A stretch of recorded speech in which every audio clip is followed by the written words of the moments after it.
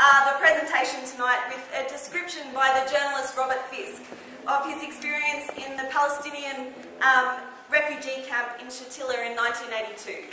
Now, this is quite a disturbing account of what he saw there, but I wanted to read it out because I actually think it is really important for us all in this room to remember why we come out, why we protest, and hopefully why we're here tonight. And he said, "The eyes of these young men were all open.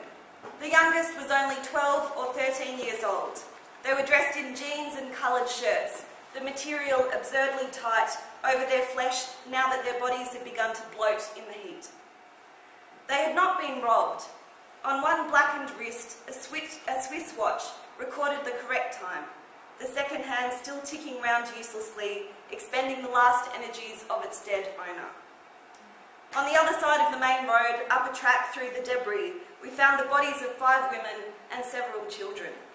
The women were middle-aged and their corpses lay draped over a pile of rubble. One lay on her back, her dress torn open, and the head of a little girl emerging from behind her. The girl had short, dark, curly hair. Her eyes were staring at us, and there was a frown on her face. She was dead." Now, that description is by the journalist, as I said, Robert Fisk, and that is of just one of the refugee camps in which there was a massacre by the fascist Phalange forces in 1982. And despite the fact that those forces were Lebanese, they were fascist Lebanese forces, that massacre, that total degradation of humanity actually took place and was facilitated by the Golani Brigade. Now, the Golani Brigade, as Vivian pointed out before, is one of the brigades that Max Brenner, the company which we're protesting against tomorrow night, actually unambiguously supports. And rather than condemning that kind of inhumanity, that kind of brutality, and I want to read to you what actually the Max Brenner website, written in Hebrew, they've taken it off in English, but what the Max Brenner website actually says about this Golani Brigade. It says, "Our connection with soldiers goes back as far as the country and even further. We see a mission and need to continue to provide our soldiers with support to enhance their quality of life and service conditions and to sweeten their special moments. We have adopted the Golani Reconnaissance Platoon and the Southern Shalal Shimshon troops from the Givati Platoon with the goal of improving their service conditions and being there at the front to spoil them with our best products." And so you really have to wonder what exactly the special moments are that Max Brenner actually wants to provide to these soldiers when they're in the front line. Was the massacre in Shatila, in Sabra, refugee camps in 1982, was that one of these special moments that they provided support for? Or was it the massacre in 1992, or in 2002 in Jenin, in the refugee camp, when the Golani Brigade again went into this camp, killing over 3,000 people? Or perhaps it was the use of Palestinian children as human shields in the war on Gaza just 3 years ago. Or perhaps it was the massacre which occurred again in Gaza a few years ago, when actually the Golani and Givati brigades were 2 of the brigades where it was proven that they used children as human shields to protect them, to protect these soldiers as they went into the front line. Was it the special moment when the Givati brigade actually went and was proven that they held guns to the head of 2 Palestinian children who were actually carrying white flags of submission and surrender when they tried to move across to go from their school into their home? Or perhaps, if people remember back a few years ago, one of the other sweet moments of the Golani Brigade occurred when actually they made headline news across the world for having the most racist t-shirt in the entirety of the Israeli military, which actually had a picture of an Arab woman in a hijab on it who was pregnant and had a shot around her, and underneath was written, "1 shot, 2 kills." This is the Golani Brigade, and this is the brigade that we are coming out to protest against tomorrow night.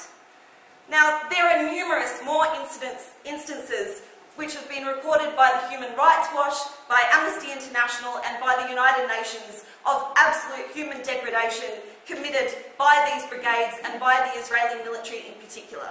And I think we need to keep all of that in mind when we come out against Max Brenner. Because defenders of Israeli war crimes try and present Max Brenner as just being an innocent little company. They try and present Max Brenner, the bald man, as being a simple lover of chocolate. A simple man who is actually a fictional character. I don't know if people know. He's a combination of two figures. One called, I think it's Oded Brenner, and Max someone else who's actually left the company. But they're a conglomeration of those two figures, but they've invented this lovable chocolate maker who, you know, is just out there for peace and to use chocolate as a way of bringing the peoples of the world together. Well, actually, we want to try and rip that lie apart, and that is part of the point of the demonstrations which are happening tomorrow. So in Melbourne, the Students for Palestine and the campaign against Israeli apartheid have been organising demonstrations for over 6 months now against Max Brenner and against another shop called Black Pearl, which provides cosmetics which are basically made from stolen Palestinian land. We've held many creative actions. We've had coloured balloons. As you can see, we've got a little bit creative over here with the bald man dressed in IDF gear, the sort of 3/4 size. So we can push them over, hopefully, tomorrow at the demonstration. And actually, over the period of 6 months, we've really built up these demonstrations. And we're hopefully, after tonight, we can actually go home and try and make the demonstration tomorrow as successful as possible. But it has to be said that these protests have not been welcomed with open arms from, you know, the population of Melbourne, really, and Australia in general. We've come up against some, I guess it's sort of a pantheon of racists and conservatives in Australian society. We've been condemned by Andrew Bolt and Gerard Henderson in...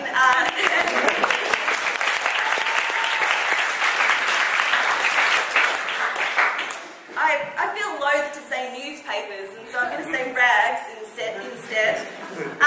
The Australian newspaper, again, has run almost daily articles in the last month, you know, proposing the sort of imminent doom of, you know, Australian society if the Greens, you know, come to power, and, you know, God knows the seas will run with lemonade, and, you know, all work will be socialised. You know, there's been a whole campaign which has been, you know, going on the offensive against boycott, divestment and sanctions in the Australian newspaper. State and federal politicians have engaged in the new sort of concept protest, which is called a drink-in, you know, in a vile, you know, interpretation of the radical civil rights movement and tradition of a sit-in in cafes to break down segregation in the south of the United States. They've turned all of that on its head, and what they are doing now, right across the country, is to go into Max Brenner to have a hot chocolate on a Sunday afternoon and to show their love and support for the Israeli state. And the luminaries who have engaged in this new concept protest include Kevin Rudd, Michael Danby in Victoria, feel free to or boo, you know, at any point, John Howard and Paul Howes in Sydney, and Wayne Swan in Brisbane, actually just last weekend came out. And it's really, I think, by the listing of those names, it demonstrates the extent to which supporting Israel absolutely, unambiguously, in all of its war crimes, is a bipartisan policy in Australian society. All of the Liberal Party, pretty much down the line, almost all of the Labor Party, almost down the line, has come out to back Israel. In fact, Julia Gillard got a special mention after the Gaza offensive by the Israeli Foreign Minister when he actually came out and named Julia Gillard as one individual somewhere across the world who, you know, hadn't even made one criticism of the war on Gaza after it had happened. This is our very own Prime Minister who has come out with these kind of statements. In Victoria, the Conservative Premier, Ted Baillieu, yes, again, what's going on? Actually sent his police in, as Vivian and others mentioned, to forcibly break up one of the demonstrations which we had outside of one of the Max Brenner stores a few months ago. His new riot squad, dressed to the nines in blue and white, arrested 19 of us for having the temerity, for having the guts to actually come out and demonstrate in support of Palestinian rights in Melbourne. And subsequently, as Mohammed mentioned before, for the crazy crime of going within 50 metres of a Max Brenner store, simply standing with a megaphone, God forbid, actually having an amplified voice and speaking out in support of Palestine is a crime now. I was arrested along with 4 others for breaking the bail conditions, the totally undemocratic bail conditions which they had sought to place on us. We had police come to our houses just after dawn to break in. They strip searched us, and then I was held in remand for 15 hours. The magistrate who I was put in front of didn't like the fact that I'd given a speech in which I did say that I was defiant of the court. The lawyer tried to say, he didn't mean your court, Your Honour. Tennis court, food court, many other things. But for that, I was given a $10,000 surety for the mere crime of speaking out in support of Palestine and refusing to be intimidated by the Victoria Police, by Ted Baillieu, and, dare I say it, by the magistrate himself. So, thankfully, I will never have to see him again. But I think what was interesting, actually, in one of the court hearings that we had, was the claim that the Victoria Police had made about their meetings which had actually occurred between the heads of Max Brenner in Australia, by representatives of the Israeli government here in Australia, and by the Victoria Police and the owners of Melbourne Central and Queen Victoria buildings here. So there was a very concerted attempt by all of these different forces to crack down on any attempt at dissent and in any attempt to actually come out and speak in support of Palestine. We have had a wonderful response from across the world of people actually coming out in support of us. We've had very prominent figures in the Jewish community, such as Norman Finkelstein and Noam Chomsky, coming out and sending us messages of support.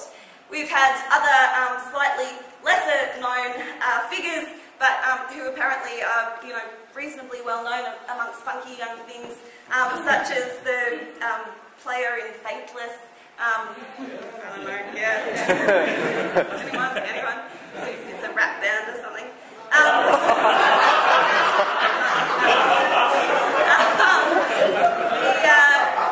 The rapper Loki, yeah. So we've had quite a lot of backing, as well as pro-Palestinian groups from Canada to inside of Israel. The Israeli opposition, some sections of them have actually come out in support of us, as well as the Palestinian National Committee, the Boycott National Committee, which is the peak body which oversees Palestinian, the BDS campaign has come out in support of us.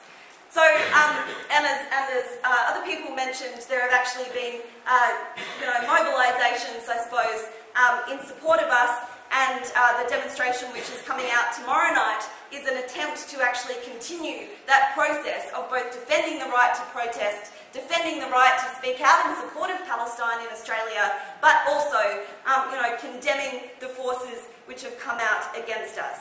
And I think it is important to note the relationship which has clearly emerged in Australia between the far right, between fascist organisations and members of those organisations, and the Zionist forces in Australia.